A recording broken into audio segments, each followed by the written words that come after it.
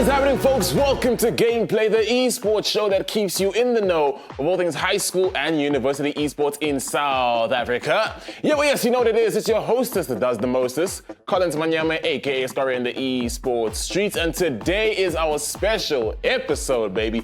Episode 10 of Season 2, and that marks 35 episodes in total for Gameplay. And I mean, for everyone that has been watching and tuning in weekly, thank you so much. You are all amazing and beautiful people. But within this episode, we're going to be covering the latest results for ASL going into Term 2. We cover Day 1 of the Kuro Gauteng LAN. We have the classroom session. And today, we don't really have a guest, actually. Today, I'm going to be covering the best moments in our past guest episodes. So without any further ado, whether it's sundown, sun up, sunrise, sunset, it is going to be Gameplay in 5.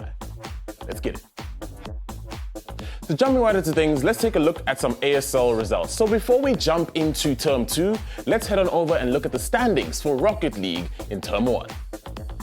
In Rocket League, we had a total of 55 teams split into 16 groups. Only the top teams from each group would progress, and these are the teams: Rocket League L2, SCS Prep Rocket, WK Rocket League, Hudson Rocket League, Oosmoed Rocket League Alpha, Aldo Osset, Triple B Rocket League, RSG, ZWK Blaze, Edgemead High Rocket League, Grey College, RLA, RC, Knights 25 Rocket League, PRG, Knights 25 Rocket League B, PRG Rocket League A. These are the teams that are going to be heading through into the next round for Term 2 of Rocket League. Once again, a massive congratulations to all the teams and participants that have been participating in Term 1. Good luck for Term 2, and I'm excited to see all of that action coming through. So this past week, I was privileged enough to head on over to the Kuro Gauteng LAN that took place at Kuro Waterfall. And when I tell you it was an amazing event, listen, I've been telling y'all, don't miss out anytime I give you the heads up when these are happening, because it was an absolute banger. I had an amazing time chatting to the people there, had some fun questions to ask in some interviews. There were a total of 250 students, excluding teachers and coaches, that attended the event. So let's take a look at how that unfolded. Yo, what is happening, folks? We're at the Kuro Gauteng LAN. It's your boy Collins Manyame, aka Scoring the eSports streets, and today we're going to be covering all the action that is happening at the LAN. And I told you, if you guys are not here, you're going to miss out. But today I'm just going to have a bit of fun, have some quirky questions asked, and let's have some fun with the people that are in attendance. Take a look. Today. My name is Jaden Bannister. Okay. And I am a part of Kuro Midra and Sagewood. We're doing Rocket League today. Ooh, I love that, love that. So, how's the day been so far with your team? We've been doing pretty good. First match, we got an easy dub. But then the few matches after that, we've had a bit of lag on our side, causing us to just get lost. But we're going to catch up again, and I think we're going to do fine. My name is Kaylee Freeman, and I'm with Kuro Aurora. Awesome. Does the little homie have a name as well? This is Neil. Neil. Hey, Neil the Seal. I love. Yeah. Wait, isn't that a meme as well? Yeah. I love that. That's so cool. So I am playing Valorant. Ooh, my favorite game. You guys didn't know, by the way. Just saying. My name is Wuko, and I'm representing Kuro Edenvale. Currently, we're competing in Minecraft PvP, right? And my team is on a winning streak, and I wish to keep that same energy. Oh, I love that. I love that. Gotta keep the winning streak going. I'm Kayla Jansen van Vuren, and I'm representing Kuro Waterfall. I'm competing in Minecraft PvP. I don't really play many games, but I like Rocket League and Fortnite. I usually enjoy Brawlhalla, like fighting games like Mortal Kombat, Injustice, you know. I like to just So a lot of combat style games. style games. You know what Okay. I'm saying? I'd say games, RPG, maybe Fortnite, GTA sometimes. GTA. What can I say? It's a I'm fun watching game. you. So, if you could be any video game character, who would you want to be? I think I'd be Miles Morales from Spider-Man. Ooh, that's a good pick. That's a good pick. I love that. Yeah. And if there's one character you hate the most, who do you think that would Waylay. 100%. be? Waylay. I despise Waylay. With my I'd say entire Neon is system. worse. No, I love Neon. Waylay can... No. Okay, but you know what? That's fair. She is a bit annoying on release already. She's like 3 different agents in one.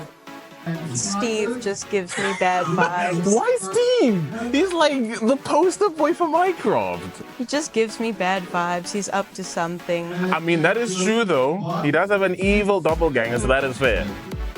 I would say Odin from God of War Ragnarok. Lady Frida in Dark Souls 3. She is so difficult. She has like these two ice sides. But why are you playing dogs? That's a painful game. Because it's not painful. Just win, guys. Just get good. You know what I'm saying?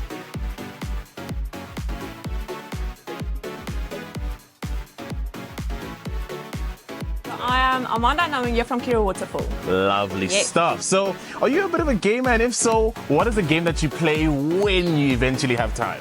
Yeah, so I actually am very brand new to this. I'm Okay. only like in the gaming vibe for 3 years now. But low-key, I really do like Rocket League. So if I do have the time, I try to do a little bit of a Rocket League there. That's fun. I love that. So, I'm Robert Oneblood. I am the head of eSports at Kiro Aurora.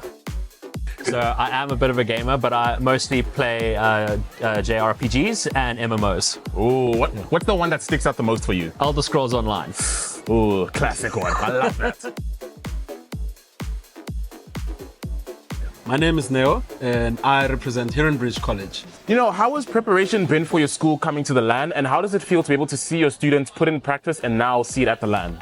Well, I mean, it's awesome. It's quite awesome. And for the kids, I think it's a bit nerve-wracking because, I mean, this is their debut. So, Oh, so it's your school's debut? absolutely. Oh, okay. so it's quite daunting for them, but I think they're enjoying. They're enjoying the fun. They're enjoying the challenge, and I think they have been putting some hours before I even pushed the news about esports in our school. Our players, they've been practicing on and off for weeks now, ever since like the announcement of the LAN at the beginning of the year. They've been playing every week whenever they get a chance. If there's one in-game mechanic that you would hate, what would that be? Pay to win 100%. Oh, please, say it louder so people can hear. I don't like that I can go into a game and someone just pops out their credit card and can It's be so better than unfair. me. Yeah. Like, right? Where's the skill? So one thing I really like about this is you get to see a different side of the learners that you don't necessarily get to see in the class. That is true. So this is amazing to see, and it's amazing to see the preparation they put in pays off now today. For me, the most exciting part is seeing them have fun. Yeah. Looking at them now, they're all having fun. They're high-fiving each other, even in the games that they lose. You know, that's like the best part for me is watching them have fun.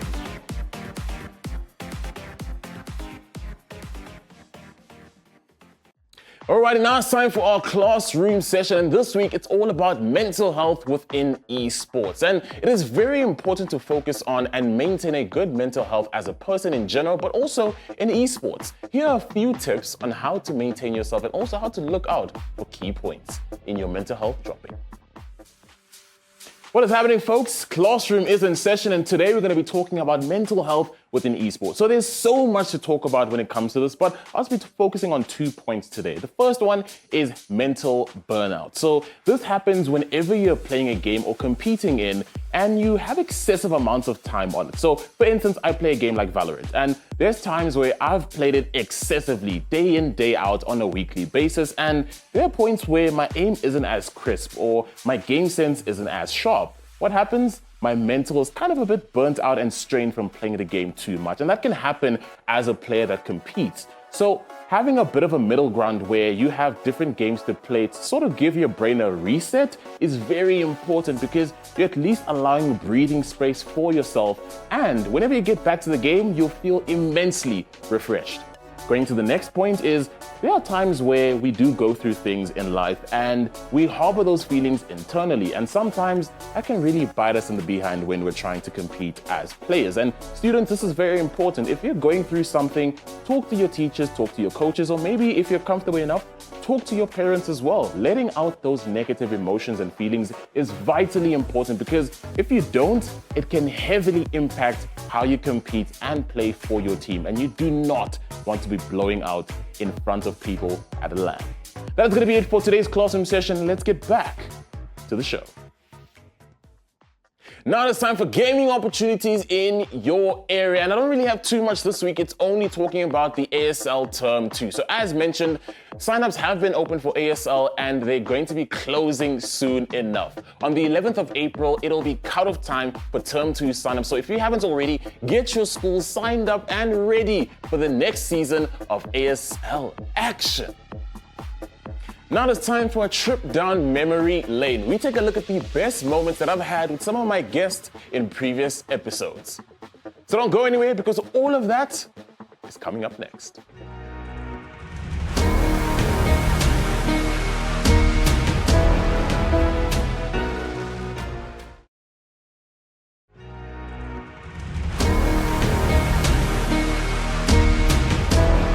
All right, welcome back, folks. Now it is time for a trip down memory lane, taking a look at some of my best moments with previous guests. So this is going to be some key points that I think you guys would really enjoy. And the first one comes from Jabi in episode 3. So here we were talking about quality over quantity and VOD reviewing and how important it could be for a player, because it's not about the amount of time you play, but how well you use it.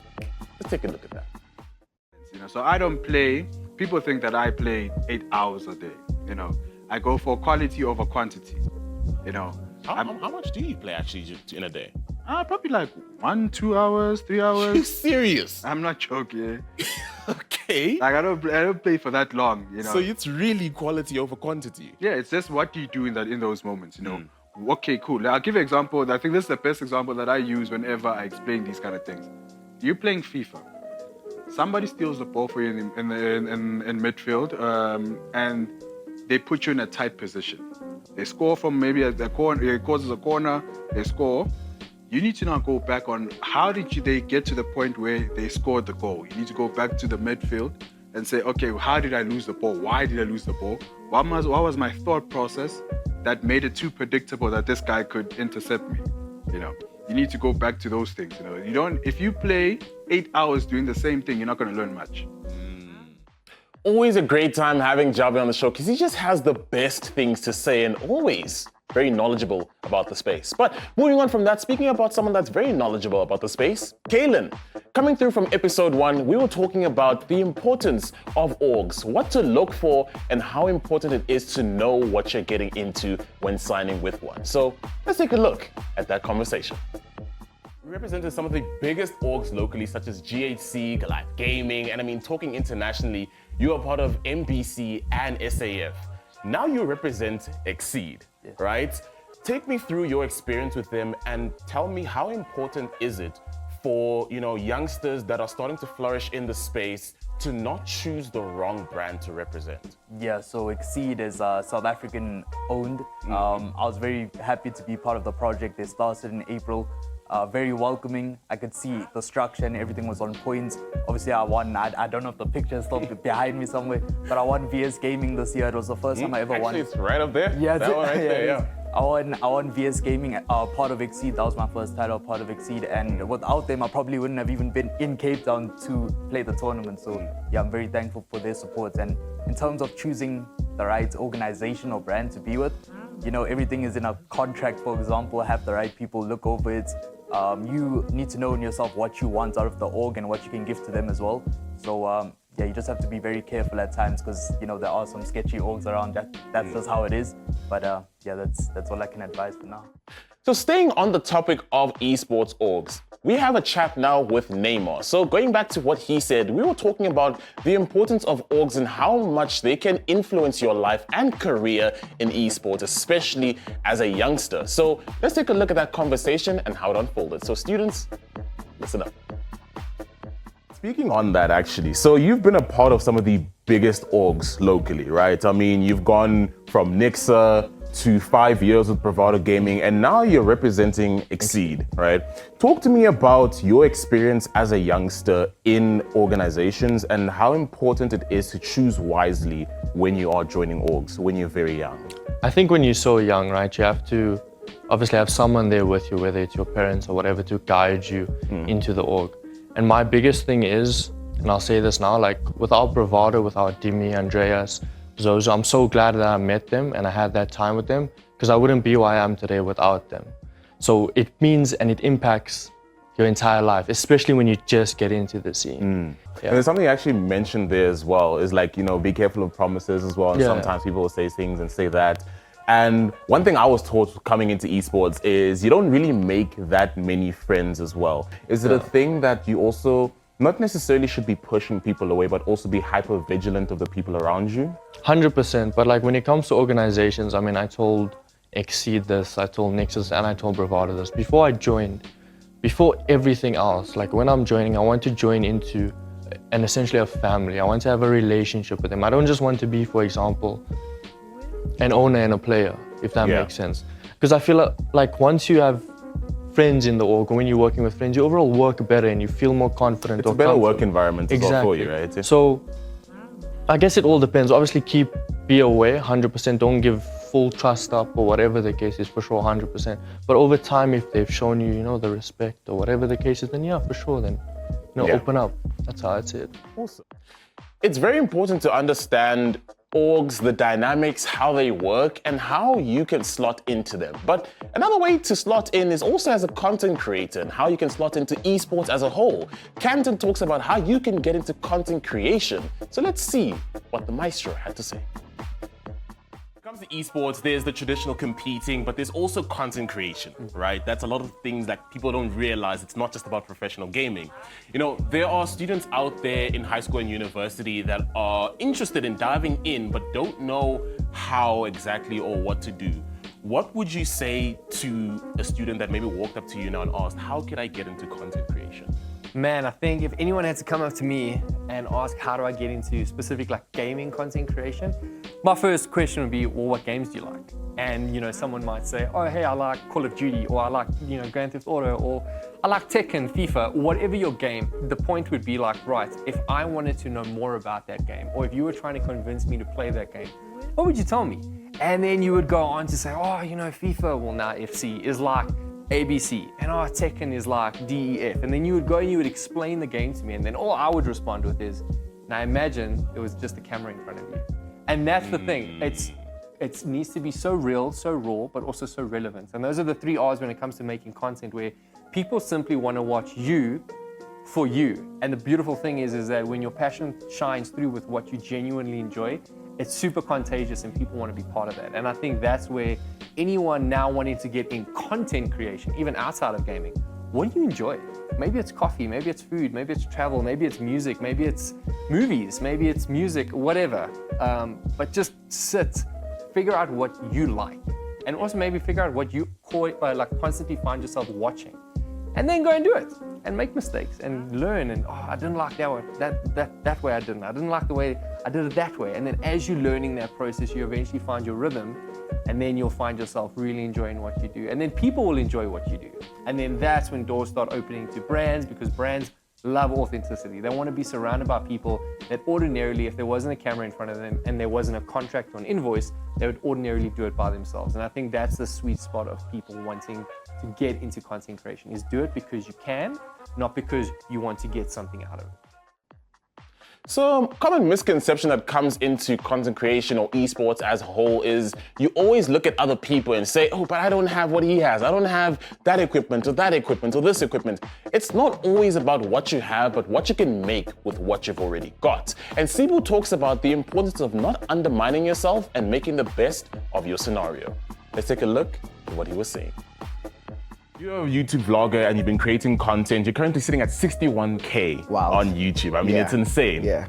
So one thing I have noted is that content creation has a very important space in esports, and it's definitely a part of our future. Yes. What would you say to students who are trying to start their content journey and how to go about it and how your journey has been? Oh man, don't overthink it. I think that's the first thing that always comes to mind. Don't overthink it and don't compare yourself. A lot of us, we watch these streamers and these content creators from overseas. We compare ourselves. As soon as we don't have what they have, we go, actually, maybe I shouldn't be doing this. Yeah, let me put it down.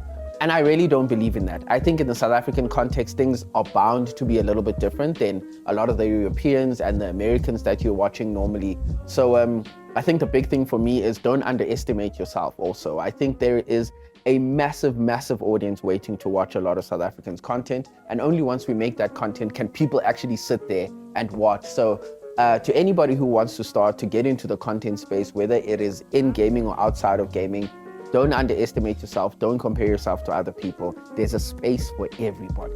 And I mean, the one thing people always talk about is, oh, I don't have the camera that he has. I don't have the microphone. Do you think there's still many alternatives to that? Oh, fully, dude, fully. It's funny because I even watch some guys who have been doing this for years and years and who are making careers out of it. And some of them will still use their webcam because they know it doesn't actually matter. What matters is the gaming. What matters is what you're putting into the game, your personality. Even if you're not that great at the game, I think that's another thing. People think, yo, I'm not a sweat in these games that people like to watch. So who's gonna watch me? Nah, dude, people are there for the personality. Yes, some people are there to watch you pop off in the game, but a lot of the time they're there for your personality. They're there to see you enjoying the game. They're there to see you improve in the game. So I always say, yes, you might not have the best camera. You might not have the best microphone. And maybe your talking skills are not where you'd like them to be. But the only way for you to get better is if you do it. Yeah. I really love what Sibu shares there because he kind of tells you it's not always about having the best equipment, but just making the best out of your current scenario. And someone else that also shares really good qualities is Kamo. So Kamo shared the best qualities you can have coming up as a presenter and how they can also carry through into your esports journey as a whole, not just as a presenter, but as a player, content creator, or even an org owner. So let's take a look at that conversation. I think one thing I can take from that is being true to yourself, right? It's not trying to play something that you're not, but just doing you and giving yourself as you come through your presenting work. 100%. Everything I've always done has always been from a place of wanting to do that thing, you know? And the moment that it stops being something I'm passionate about, I walk away from it. So I think, you know, at the end of the day is that you can do that as a young person and hope that in time you find what you're looking for and then be able to develop that. Obviously, the idea is not to go through life searching for an answer for a long time. But I think if you do the work early, even if it's just to find out whether it's for you or not, I think that saves you a lot of time further down the line, right? So it's just about giving something, saying, oh, cool, I tried it, didn't work, or I tried it and I know how I'm gonna come back at it. At least you've made more progress than not trying. That's true. It's better to try than not try at all. 100%. Some wise words coming through from a wise man. So take heed of what has been said throughout a lot of these conversations because these can really help you and your esports journey going forward. And I really hope that you guys keep tuning in, keep learning more, and keep growing with us here on Gameplay. But moving on to a more serious matter, and this is for athletes as a whole, across the board. So playing fair as an athlete means knowing what's in your medication, as some may contain banned substances that could disqualify you in competing. Always check the WADA prohibited list and, if needed, apply for a therapeutic use exemption or TUE before competing. Stay informed, stay clean, and if you suspect doping, report it at drugfreesports.org.za. That has been this week's episode of Gameplay. Thank you so much for joining me on our special 10th episode, and cheers to many more. That is going to be it. I've been Skara, this has been Gameplay, and I'll catch you next week, same time, same place. Take care. GG's, gamers.